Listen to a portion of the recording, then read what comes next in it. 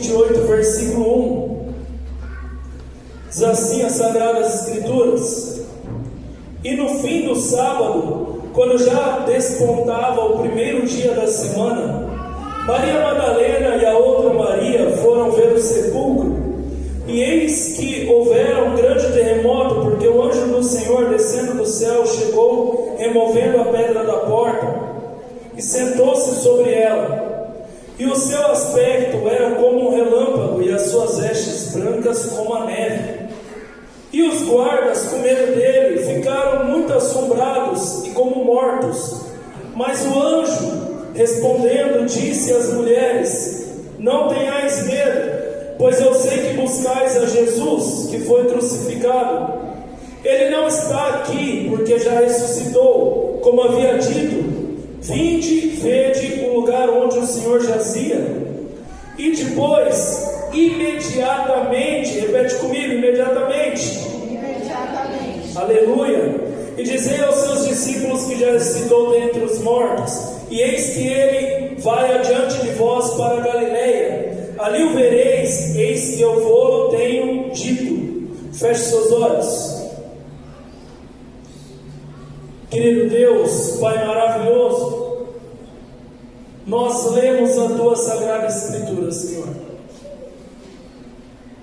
e racionalmente dizendo, Pai, crer nisso é impossível. Por isso que a Tua Palavra nos orienta a entender que nós temos que crer no Espírito, porque o Senhor é Espírito, e importa que os que te adoram adorem em Espírito e em verdade. Na carne jamais nós seremos capazes de acreditar nessa história, Senhor. Por isso que todos nós possamos verdadeiramente, Pai, nos espiritualizar cada dia mais, para que a cada dia mais tenhamos fé na Tua Sagrada Escritura, e tendo fé, possamos executá-la, Pai, para cumprir a missão que o Senhor tem para cada um de nós, e que nada, Pai, absolutamente nada, seja obstáculo em nossas vidas para o cumprimento dessa missão. Que nós possamos verdadeiramente, Pai, ir imediatamente anunciar que Jesus ressuscitou. Pai, ordena a Tua bênção, nós pedimos agradecidos em nome de Jesus. Amém, glória a Deus, aleluia. Podem se sentar, queridos, glorificando e exaltando ao Senhor. Amém? Ô louco, esse amém aí foi top, hein? Amados irmãos, hoje é noite de Páscoa, nós estamos recordando a ressurreição de Cristo. E eu acho muito interessante pensar dessa forma, irmãos. Você consegue verdadeiramente entender o quão louco é você dizer que acredita nessas coisas? Reflita um pouco. Porque a gente prega, a gente fala, talvez a gente até se acostuma, mas é interessante você refletir o que verdadeiramente o que você prega. É interessante você meditar, ir mais além, ir para o oceano, né, onde você não tem mais controle, de entender o quão louco é isso que nós chamamos de Evangelho. Você sacrificou toda a tua vida declarando crer nessa Escritura. Você abandonou tudo aquilo que antigamente talvez te fazia feliz. Eu fui convidado a sacrificar muitas coisas até aqui já, irmãos. Quantas coisas o Senhor pede para nós abandonarmos, coisas que nós gostávamos, coisas que talvez a nossa carne às vezes ainda deseja em alguns momentos, porque a tentação ainda é real. Enquanto estivermos no corpo de carne, nós temos que lutar contra ela. Eu não me envergonho de dizer, irmãos, porque enquanto eu declaro que estou na batalha, isso faz com que eu ande sempre vigilante. Mas quando está muito calor, a minha carne que já provou cerveja, às vezes ela deseja cerveja. E essas coisas são batalhas espirituais que todos nós somos convidados a travar. Tem inúmeras coisas que nós fazíamos no passado e que a tua carne guarda na memória, e que vez ou outra Satanás vem te tentar com aquilo. Mas você é convidado a ser forte e lutar contra essa tentação, lutar contra esse vício que um dia fez parte da tua vida, mas agora não faz mais. E alguém pergunta, mas pastor, por que você não bebe? Porque eu não quero. Não é porque eu sou pastor, não é porque eu venho para a igreja, não é porque existe uma regra, não. É porque eu encontrei um amor muito maior do que essa cerveja. Eu encontrei algo muito melhor do que essa cerveja, ou qualquer outra coisa que eu provei no mundo. Foi essa conclusão que eu cheguei quando de fato eu tive um encontro com Cristo. E o Senhor continua me incomodando. Então, se você é a pessoa que Deus estava chamando hoje e ficou com vergonha de vir à frente, pode me procurar em particular depois. O Senhor tem uma missão muito grande na tua vida. O Senhor tem um projeto muito grande para você. Quando você declarar isso, vem aqui, você vai encontrar essa vida que você está procurando. Porque quando eu tive um encontro com Jesus, tudo mudou. Se você não atravessar essa linha de fato ter uma experiência real, os vícios ainda serão teu Deus. As coisas erradas ainda serão aquelas nas quais você vai procurar a alegria, a satisfação. Mais tempo ou menos tempo você vai chegar à mesma conclusão que eu. É correr atrás do vento. Aquilo não era capaz de te preencher. Aquilo não é capaz de me preencher. Então nós encontramos algo muito maior e melhor. E nós declaramos que acreditamos em tudo isso. Mas eu quero te levar a refletir um pouquinho da história agora. Existe um Deus. Deus criador de todas as coisas que nós estamos vendo, amém? Até mesmo aquilo que se transformou em um móvel, em um objeto, em um eletrodoméstico, ainda assim foi criado pelo Senhor. Porque o homem teve que pegar aquilo que Deus criou e realizar as suas criações. Mas tudo através daquilo que Deus já havia feito, amém? Ele é a primícia de todas as coisas. E esse Deus criou um jardim, criou todas as coisas e colocou ali um homem e uma mulher. E ele deu uma ordem para esse homem e essa mulher: domine sobre as coisas da terra, mas não toque naquela árvore que dá a ciência do bem e do mal. Satanás, um anjo que se rebelou nos céus contra o Senhor, tomou o corpo de uma serpente, de uma cobra, e falou com a mulher. Olha, irmãos, a coisa já começou a ficar doida, né? A coisa já começou a ficar maluca ou não? Já é estranho você declarar essas coisas, é porque você não reflete. Mas já é esquisito você acreditar nisso. Que um ex-anjo tomou uma cobra e a cobra passou a falar com a mulher. Um diálogo entre uma mulher e uma cobra. Cria essa cena agora na tua cabeça. E você fala que acredita nessas coisas. Você deve ser maluco mesmo. A gente é tudo doido, irmãos. E a cobra falou com a mulher. E a cobra enganou a mulher. E a mulher foi enganada e pegou o fruto e levou para Adão. E Adão também comeu o fruto. E eles foram expulsos do jardim do Éden devido à sua desobediência. Tiveram 2 filhos, Caim e Abel. Caim de inveja matou Abel. Deus deu outro filho chamado Sete. E a Bíblia segue dizendo: da genealogia de Sete veio um homem chamado Noé. E Deus falou para Noé: olha, Noé, vou mandar um dilúvio. Construa uma arca. E lá você vai pôr um casal de cada animal, de cada espécie. Olha a maluquice chegando mais uma vez. Cria essa cena na tua mente para você ver como isso é muito doido. O homem começa a construir uma arca gigante. E ali Deus declara que vai abrigar um casal de cada animal. Tem outros que são 7 casais, se eu não me engano. Que ele pede alguns a mais, alguns também servem para alimento. E esse homem chega para a esposa e fala: olha, Deus falou comigo. E a esposa fala: bem, o que Deus falou? Deus mandou eu construir uma arca. Ele já me deu um planejamento, ele já me entregou um material com o qual eu vou fazer, eu vou começar essa construção.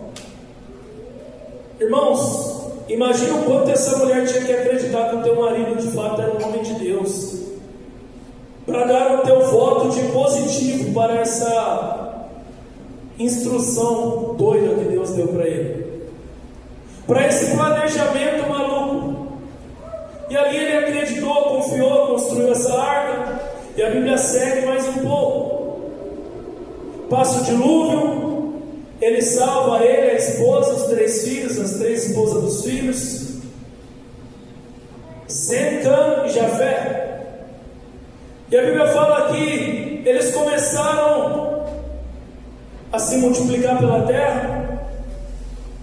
E da terra dos cananeus eles começam a construir uma torre. E nessa torre Deus vai lá ver o que as pessoas estão realizando e pelo quê. Qual é o objetivo, qual é o propósito de estar realizando aquele projeto. E Deus percebe que havia ali uma união muito poderosa, onde eles poderiam realizar tudo aquilo que eles almejassem. Essa palavra é muito importante você guardar no teu coração, porque a maior marca do crente é a união. Se nós começarmos a nos atacar, nos dividir, essa igreja já pereceu. Essa igreja já quebrou. A partir do momento que qualquer um de nós aqui se levantar contra qualquer outro, essa igreja já saiu da visão. Nós só seremos capazes de realizar aquilo que Deus quer se nós estivermos unidos. Não importa que a igreja esteja cheia, se não houver união, não tem Deus. A Bíblia declara que Ele opera onde está havendo união. É ali que o óleo desce pela cabeça de Arão e vai até a barba e tudo mais. É ali que Ele opera. Então não é sobre barulho, não é sobre as luzes do altar, não é sobre ser muito afinado ou muito desafinado, não é sobre pregar de forma... Não, é união, a marca que nós crentes temos que carregar. A partir do momento que você começar com divisão e contenda, você já se perdeu na visão. Volte à essência da adoração. Conserte a tua casa. Reveja os teus conceitos. Porque você está pensando em estar de pé, mas na verdade já está caído. Houve um período aqui, uma vez o Lincoln estava partilhando comigo que havia disputa. Irmãos, se houver disputa na igreja, já perdeu tudo. Já perdeu tudo.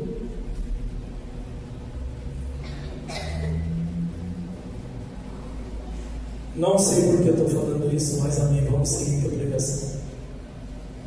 E ali o Senhor confundiu as línguas, então ali nasceram as línguas estrangeiras, amém? Nasceu as línguas estrangeiras. E de Sem segue até o homem chamado Abraão, um idoso, casado com uma idosa estéril. E dali Deus falou que sairia a tua nação. Irmãos, não são coisas normais e fáceis de crer. E tudo isso você declara que crê. Isso você prega para os seus filhos, prega para o teu cônjuge, prega para os vizinhos. E às vezes você não entende por que as pessoas não vêm para Cristo. Porque não é tão fácil acreditar nisso. Por isso que quem vai te levar a se convencer que todas essas palavras são reais e verdadeiras é o Espírito Santo. Não é a maneira bonita do pastor pregar, é o Espírito Santo que tem que te convencer do pecado.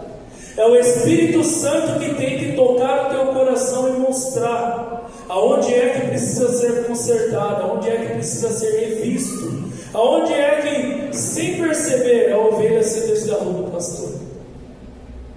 Porque o filho pródigo, ele vai lá e declara: eu quero sair. Me dê os meus bens, me dê a parte que me cabe, eu vou embora.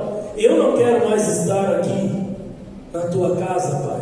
Mas a ovelha não. A ovelha se perdeu caminhando com o pastor. Ela não fez de propósito. Então essa, Deus deixa as 99 e vai atrás dela. Mas o rebelde vai ter que reconhecer. O rebelde vai ter que voltar sozinho. Senão vai comer bolota de porco até entender que ele está fora da presença do Pai. E de Abraão nasce Isaac, de Isaac Jacó, de Jacó José. E a Bíblia declara que José realizou maravilhas no Egito. E os anos se passaram. E o faraó, que havia sido abençoado pela vida de José, morreu. E agora se levanta outro que nem sabia o que tinha acontecido, escravizou o povo de Deus ali naquelas terras. E Deus levanta um homem chamado Moisés. E através de Moisés, Deus começa um projeto de libertação. Esses dias eu preguei aqui algo muito interessante, onde eu falava sobre o chamado de Moisés. Moisés declarou que não queria fazer, não queria realizar. Então Deus levanta Arão. Só que Arão não passou pelo processo pelo qual Moisés passou. Arão não foi criado na casa de Faraó como filho da filha de Faraó. Arão não tinha livre acesso ao Faraó como tinha Moisés. Então é por isso que Deus queria Moisés. Porque Moisés tinha o que Deus precisava para aquele momento, para realizar aquela obra. Então quando Deus estiver te chamando, diga assim: é através de você. No livro A Quarta Dimensão, o pastor declara que ele estava pregando e tinha uma mulher que ela tinha um problema de enfermidade, ela estava completamente deformada, toda torta, e etc. E ali ele começou a derramar cura, e Deus começou a curar o povo que estava ali naquele ambiente, naquele culto. E aquela mulher estava ali, e o Espírito Santo falou para ele assim: vai lá e toca aquela mulher, declare cura sobre ela. Você sabe o que aconteceu com o pastor? Ele não creu. Ele olhou e falou: Senhor, eu não tenho tamanha fé. Ele olhou a deformidade daquela mulher, ele olhou a forma que ela estava, a sua debilitação. Ele falou: não vai acontecer. Eu não tenho fé para ir lá e tocar essa mulher, declarar que ela vai ser curada e ela de fato ser. E ele ficou ali preso e começou a pregar. E ele evitava até de olhar para a mulher. Enquanto ele pregava, Deus ficou mandando: vai lá, toca aquela mulher, declara e cura. Quem aqui já foi incomodado pelo Espírito Santo dessa forma? Acho que era com o Lincoln que eu estava falando, ou com o Ida, não lembro. Quando ele quer algo de você, ele vai ficar repetindo, até você fazer. Porque é através de você que ele quer fazer. Creia e vai, porque você vai viver o sobrenatural. Tem que ser doido. Por isso que eu estou falando, essas coisas não é coisa de gente normal, é coisa de maluco, irmãos. E ali ele terminou, quase acabou o culto. Ele chegou bem pertinho dela assim e falou: Senhora, se você crê, Jesus pode te curar. Ele falou bem baixinho para ninguém ouvir, ele não se envergonhava, e saiu correndo da igreja, sem olhar para trás. Quando ele saiu correndo da igreja, a igreja alvoroçou. Gritaria, subir, glória a Deus, aleluia. A mulher foi curada. Só que ali ele percebeu o que ele perdeu. Ele falou: se eu tivesse realizado da maneira que o Espírito Santo estava me direcionando, teria sido o maior avivamento que eu já vivi na minha vida. Muitas pessoas tinham se rendido aos pés de Jesus. Grandes obras, grandes coisas o Senhor tinha feito em nosso meio, mas eu fiquei com medo. Afasta esse medo da sua vida. Assim como Jesus tinha uma missão, você também tem uma missão. E é só através de você que Deus vai realizar da maneira que Ele quer realizar. Outro pode fazer, mas não vai ser como se fosse com você. Acredite nisso. Creia no que você carrega. Creia. Porque quando você crê, o Senhor opera. E Moisés começou um trabalho de libertação com aquele povo. E eu sempre gosto de ir à praia e olhar para o mar e lembrar disso, irmãos. A Bíblia fala que eles não passaram no barro, passaram em terra seca. Só que você olhar para o mar e acreditar que o mar abriu, criou uma fenda, a ponto de Deus lamber o chão e trazer toda a água para um lado e toda a água para o outro, e eles andarem em terra seca. Irmãos, tem que ter uma fé gigantesca para acreditar nessas histórias. Tem que ter. Por isso que não é fácil ganhar uma alma para Jesus.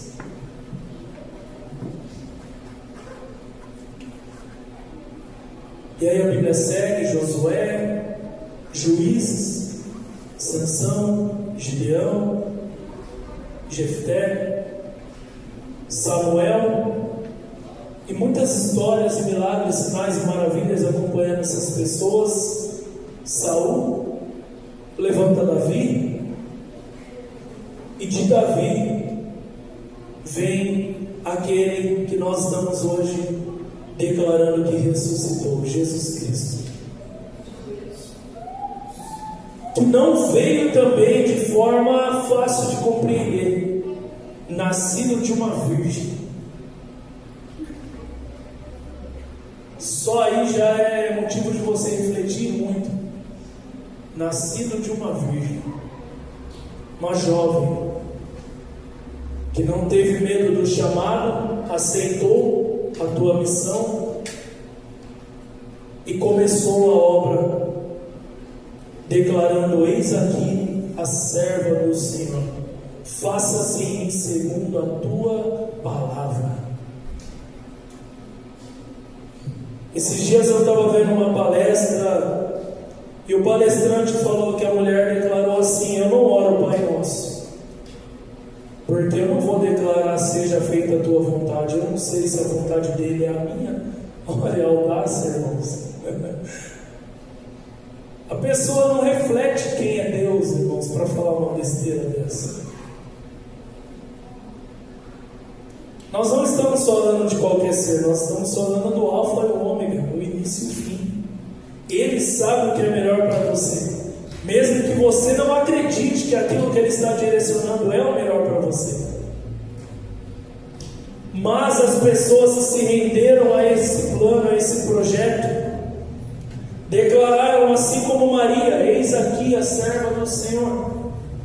Declararam como Jesus no Getsemane: contudo não seja feito o que eu quero, mas o que tu queres. Só que para a gente entrar nessa visão de missionários, irmãos, nós vamos ter que abandonar algumas coisas que estão impedindo dessa obra se realizar. O que é, só você pode dizer. Só você pode dizer. Mas eu quero te convidar essa noite: se levante com coragem e audácia e abandone. Porque tudo que eu preguei aqui é verdade, é real. Tudo que eu preguei aqui não é uma historinha fictícia. Pastor, como que você pode afirmar isso? Eu não vou saber te dizer. Mas o Espírito Santo testifica com o meu espírito que é. Porque fé não se explica, fé se vive.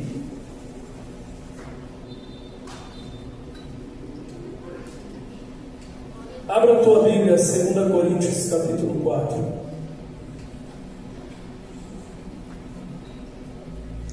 No versículo 5.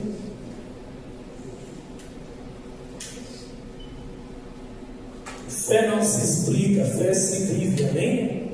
Então você prova que tem fé vivendo o que Deus pede para você viver. Do contrário, a nossa fé é morta. 2 Coríntios 4, 5 vai declarar que nós não estamos aqui para nos promover, não estamos aqui para pregar sobre nós, estamos aqui para pregar sobre o amor de Jesus Cristo, amém? Porque não nos pregamos a nós mesmos, mas a Cristo Jesus, o Senhor. E nós mesmos somos vossos servos por amor de Jesus. Jesus Cristo, irmãos, o Verbo se fez carne e habitou no meio de nós.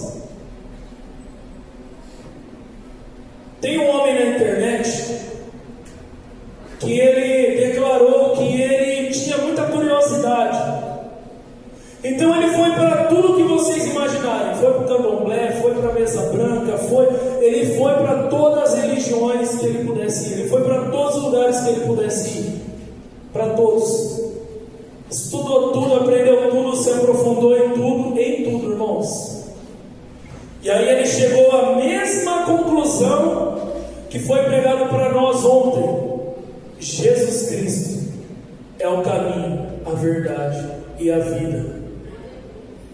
Ele é o único caminho, irmãos. E como ele já esteve em vários lugares, ele atrai pessoas de vários lugares, porque ele sabe se comunicar com essas pessoas. Mas quando ele declara que Jesus Cristo é o caminho, a verdade e a vida, esses saem fora.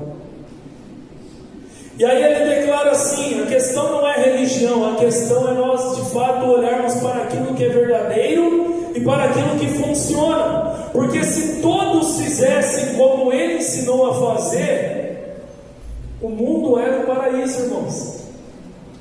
Se todo ser humano vivesse amando a Deus, amando ao próximo e se amando, que problema nós teríamos?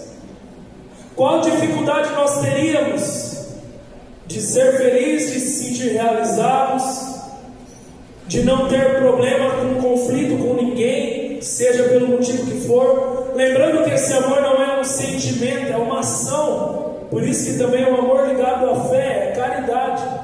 É um amor incondicional. É um amor mesmo quando o outro não está te amando, mesmo quando o outro está te atacando.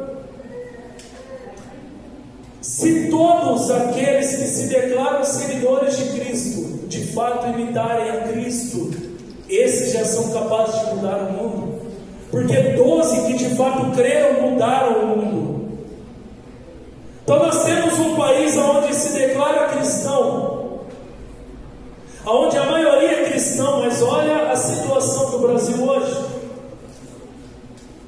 A conta não fecha, irmãos.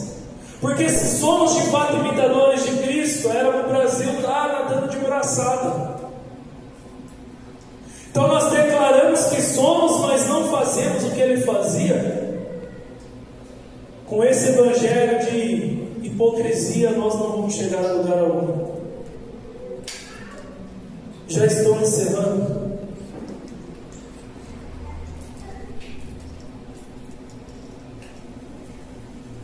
Mateus 23, 27. Abandone a hipocrisia de uma vez por todas na sua vida. Seja real, seja verdadeiro, porque para Deus só isso importa. Só obediência alcança o Pai, né, William?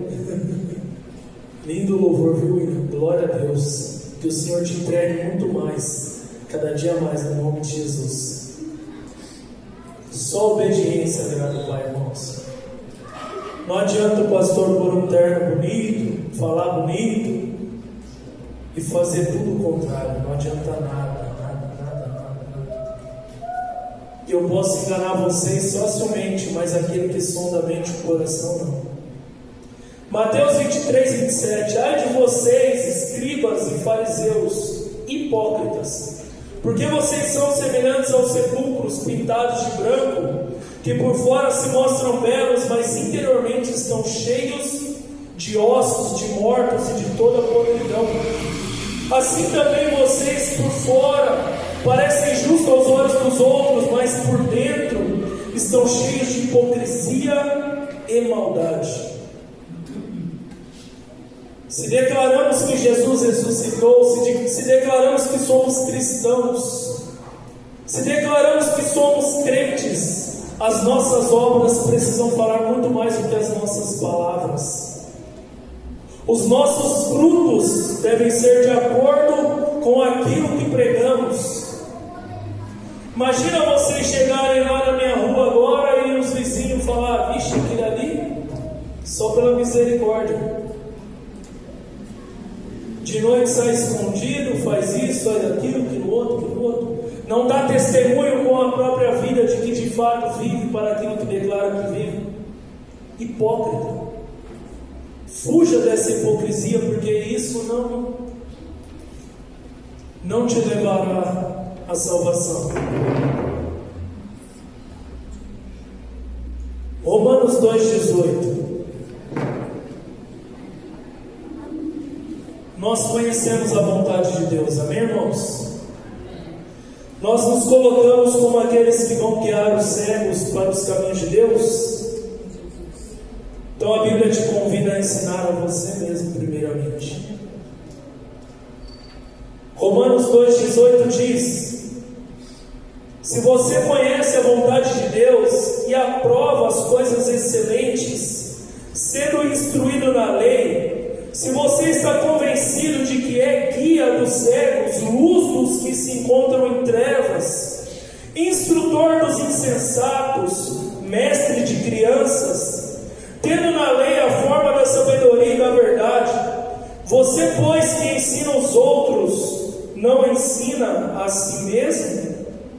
Você que prega que não se deve roubar e rouba, você que diz que não se deve cometer adultério e adultera, você que detesta ídolos e rouba aos templos, você que se gloria na lei e desonra a Deus pela transgressão da lei, pois como está escrito, o nome de Deus é blasfemado entre aqueles que são do mundo, por causa do falso crente. Olha o peso dessa palavra, irmãos.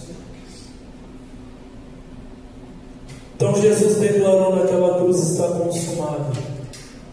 Que nós possamos olhar para nós e ver se estamos também podendo declarar: Pai, eu estou realizando a missão que o Senhor me entregou verdadeiramente. Eu estou de fato me colocando como servo dessa obra verdadeiramente. E quando eu falo dessa obra, eu não falo dessa igreja. Eu falo da missão destinada à grande comissão, à igreja de Atos. Aqueles que receberam a direção da boca do próprio Cristo: vão e façam discípulos, vão e preguem o Evangelho a toda criatura. Não viva um Evangelho de mentira, porque nós daremos conta, irmãos. Seja real e verdadeiro com aquilo que você declara viver, e Deus realizará grandes coisas através da sua vida e também da minha vida. Amém? Aplaudam a Jesus. A Ele pelo amor.